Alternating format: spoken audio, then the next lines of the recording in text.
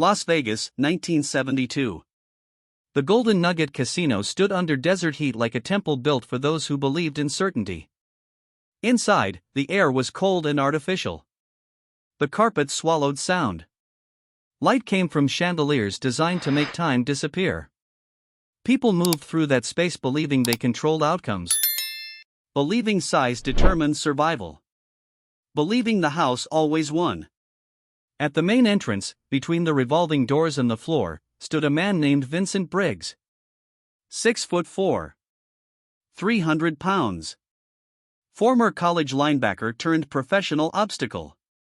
His job was simple. Decide who belonged. Decide who didn't. He wore a black suit tailored to contain mass. His hands, when folded across his chest, looked like they could stop cars. He had been doing this work for 8 years. In 8 years, no one had made it past him without permission. Not drunks. Not gamblers on tilt. Not men twice his size looking for confrontation. Vincent Briggs was the kind of certainty casinos paid for. That afternoon, a man approached the entrance alone. He was small. Compact. He wore dark slacks and a fitted shirt. His movements were economical. He walked like someone who had already calculated the distance between himself and everything around him. His name wasn't known to Vincent Briggs. Not yet.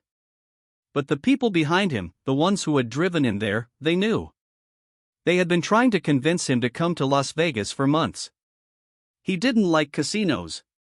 Didn't like crowds. Didn't like the manufactured atmosphere of places designed to extract desperation. But he had come. Not to gamble. To meet someone.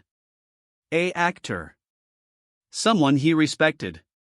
Someone who wanted to train. Vincent Briggs saw him approaching and didn't move. He saw a man 5'7". Maybe 140 pounds. No jacket. No entourage. No obvious reason to be entering a casino reserved for high rollers and invited guests. Briggs stepped forward. Not aggressively. Just into the path. A wall made of bone and certainty. He spoke calmly. Asked if the man had an appointment. Asked if someone inside was expecting him. The small man stopped. He didn't look irritated. He looked patient. He said yes. He was meeting someone. He gave a name. A name Vincent Briggs didn't recognize. Briggs didn't move. He had been trained to trust his instincts. And his instincts said the man in front of him didn't belong. Didn't look like money. Didn't look like power. Didn't carry himself like someone the Golden Nugget needed to accommodate. So Briggs said no.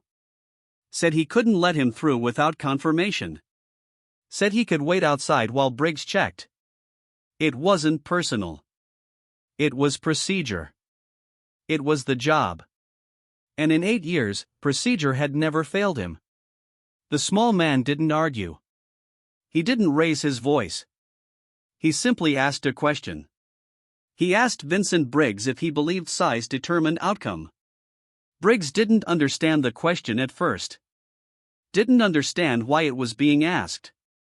He looked down at the man and said size helped. Said it helped more often than not. The small man nodded. He said that was a common belief. He said most people carried that belief until something challenged it. Then he asked another question. He asked if Briggs had ever been moved by someone smaller than himself. Briggs smiled. Not cruelly. But definitively. He said no. He said it hadn't happened. The small man nodded again. Then he said something that made Briggs uncomfortable. He said belief was just untested theory. And theory only survived until it met resistance. Behind them, people were starting to notice. Not because voices were raised. Because the stillness had weight. A doorman blocking someone wasn't unusual. But the way the small man stood, the way he didn't retreat, the way the air between them seemed to tighten, that was unusual. A pit boss near the blackjack tables glanced over. A cocktail waitress slowed her walk. The security camera above the entrance had already locked focus. Vincent Briggs didn't feel threatened. He felt annoyed. Felt like the man in front of him was wasting his time with philosophy when the solution was simple. Walk away. Wait outside. Come back with proof. That was the system. That was order. Briggs said he didn't have time for this. Said he had a job to do. The small man agreed. Said he understood. Then he said he could prove his point in less than 10 seconds. Said if he was wrong, he would leave. Said if he was right, Briggs would let him pass. Briggs stared at him, trying to calculate what kind of proof a man that size could offer. Trying to understand what was being proposed. The small man clarified. He said he wasn't offering a fight. He was offering a demonstration. A lesson. Something Briggs could use or forget depending on what he valued. Briggs looked around. Looked at the people watching. Looked at the pit boss who was now walking toward them. He felt the moments slipping out of his control. And men like Vincent Briggs didn't like losing control. So he agreed. Not because he believed the small man could do anything meaningful, but because refusing felt worse than allowing. He said fine. Said show me. Said make it quick. The small man didn't smile. Didn't posture. He simply asked Briggs to stand naturally. To not anticipate. To react the way he would if someone on the street tried to move him. Briggs widened his stance slightly. Let his weight settle. He wasn't tense. Wasn't coiled. He was a 300-pound wall that had never been pushed. He waited. The small man stood 5 feet away. His hands were loose. His breathing was even. He didn't explain what he was about to do. Didn't count down. He just moved. What happened lasted 7 seconds. But the people who saw it remembered it in fragments. The small man closed the distance in 1 step. Not a rush. Not a sprint. A single, measured step that erased space like folding paper. His lead hand came forward in a straight line toward Briggs' chest. Briggs saw it coming. Saw it clearly. His brain registered the movement. Registered the trajectory. But his body didn't respond. Not because he was slow. Because the time between seeing and reacting had been calculated. Had been accounted for. The hand made contact just below Briggs' sternum. And Vincent Briggs, who had never been moved by anyone smaller, left the ground. Not theatrically. Not in a way that looked choreographed. He simply lifted. His feet separated from the carpet by 6 inches. His body traveled backward across the entrance in a straight line for 9 feet before his shoulders hit the brass railing behind him. The sound wasn't loud. It was a dull, flat thud. The kind of sound that doesn't echo. Briggs didn't fall. He caught himself on the railing. But his legs weren't working the way they were supposed to. His lungs had emptied. His diaphragm had locked. He stood there, holding the railing, trying to pull air into his chest. Trying to understand what had just happened to his body. The small man didn't advance. Didn't celebrate. He stood in the same spot, watching. Making sure Briggs was breathing. Making sure nothing was damaged beyond pride. The pit boss stopped walking.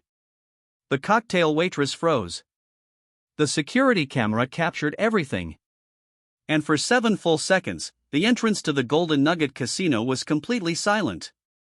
No slot machines. No conversation. No movement. Just the sound of Vincent Briggs gasping for air. When Briggs could finally breathe again, he looked at the small man. Not with anger. Not with humiliation. With confusion. He asked what that was. The small man said it was directional force applied through structure rather than mass. Said it was what happened when you stopped believing weight was the only variable. Said it was a lesson most people refused to learn until their body taught them. Briggs nodded slowly. He didn't argue. Didn't try to reclaim authority. He stepped aside. Let the small man pass. And as the man walked into the casino, Briggs said something quietly. Something only the people closest to him heard. He said thank you. The actor the small man had come to meet was waiting near the poker tables. He had seen the entire thing. Had watched from a distance because he wanted to see how his guest would be received. When the small man reached him, the actor didn't ask what happened. He already knew. He had brought the small man to Las Vegas specifically because he wanted people to see. Wanted them to understand that what they believed about size and strength and dominance was incomplete. The actor's name was James Coburn. And the man who had just put a 300-pound doorman on a railing without malice was Bruce Lee. They spent the next 2 hours talking. Not about the demonstration. Not about technique. About philosophy. About why people clung to beliefs that limited them. About why the body had to be shocked before the mind would listen. Coburn had been studying with Lee for over a year. Had restructured the way he moved. The way he thought about conflict. He brought Lee to Vegas not to show off, but to create moments like the one at the entrance. Moments that couldn't be argued with. Moments that bypassed language and went straight into the nervous system. Vincent Briggs finished his shift that night like he always did. Went home. Ate dinner. Sat in his chair. But something had changed. He kept replaying the moment. Kept trying to understand how someone 70 pounds lighter had moved him like physics didn't apply. The next morning, he called the Golden Nugget's head of security. Asked if anyone knew who the man at the entrance had been. The security chief said yes. Said it was Bruce Lee. Said he was a martial artist. A teacher. Someone actors and executives studied with. Briggs asked if Lee taught people like him. People who weren't famous. The security chief didn't know. But he gave Briggs a number. 3 weeks later, Vincent Briggs flew to Los Angeles. He found the address he had been given. A second-floor school above a pharmacy in Chinatown. The stairs were narrow. The air smelled like herbal medicine and incense. He climbed slowly. Not because he was afraid. Because he didn't know what he was walking into. At the top, the door was open. Bruce Lee was inside, working with a student on footwork.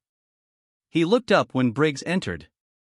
Recognized him immediately. Didn't smile. Just nodded. Asked if Briggs was ready to learn. Briggs trained with Lee for 6 months. Not full-time. But regularly. He flew to Los Angeles twice a month. Paid for private lessons. Learned that size was a tool, not a solution. Learned that rigidity was a weakness disguised as strength. Learned that the body could be reprogrammed if the mind was willing to admit it had been wrong. He never became a martial artist. Never competed. Never taught. But the way he worked changed. The way he assessed threats changed. He stopped relying on mass. Started relying on positioning. On timing. On understanding that force didn't require weight if it was applied with precision. Bruce Lee died a year later. Briggs heard about it on the news. Felt something collapse inside him. Not grief exactly. Something closer to loss. The loss of a teacher who had dismantled a belief Briggs had carried his entire life. He never spoke publicly about their training. Never told his co-workers at the Golden Nugget. But people who worked with him noticed. Noticed he moved differently. Noticed he didn't rely on intimidation anymore. Noticed he could control situations without physicality. When asked where he learned it, Briggs would say he took a class once. He never said where. Never said with who. But the people who had been at the entrance that afternoon, the ones who saw a 300-pound man lifted off the ground in 7 seconds, they knew. The story didn't spread the way modern stories spread. There was no footage. No viral clip. No Reddit thread dissecting the physics. It stayed local. Whispered among casino workers. Shared among security teams in Vegas. Passed down as a warning. A reminder. That certainty was just belief wearing a uniform. That size was just one variable in an equation most people didn't understand. That somewhere in Los Angeles, a small man had figured out how to rearrange the math. James Coburn continued training with Bruce Lee until Lee's death.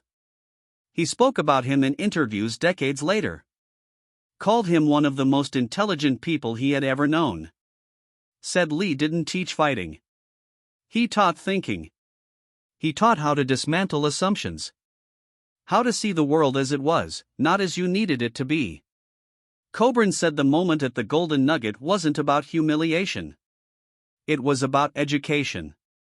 About showing someone that their framework was smaller than they realized. And that expansion, that brutal, uncomfortable expansion, was the only way forward. Vincent Briggs worked at the Golden Nugget for another 12 years. He retired in 1984. Moved to Northern California. Opened a small security consulting business. Taught younger guys how to assess situations. How to de-escalate. How to understand that the biggest threat wasn't always the biggest person. He kept one photograph from his time in Vegas. A Polaroid someone took at a staff party. Briggs standing near the entrance in his black suit. In the background, barely visible, a small man in dark slacks walking through the door. Briggs never labeled the photo. Never explained it. But he kept it on his desk until the day he died. The Golden Nugget Casino is still there. The entrance has been remodeled. The brass railing is gone. The carpet has been replaced. But the space remains. And sometimes, late at night, when the security team swaps shifts, someone will tell the story. About the doorman who couldn't be moved. About the small man who moved him anyway. About the 7 seconds that taught an entire building that belief was just theory waiting to be tested. Bruce Lee's legacy is debated now. Mythologized. Dissected. Argued over by people who never met him. But the people who felt his teaching, who experienced it in their bodies, they don't debate. They remember. They remember what it felt like to have certainty removed. To have the floor go silent. To realize that everything they thought they knew was just the beginning. Vincent Briggs never became famous. Never wrote a book.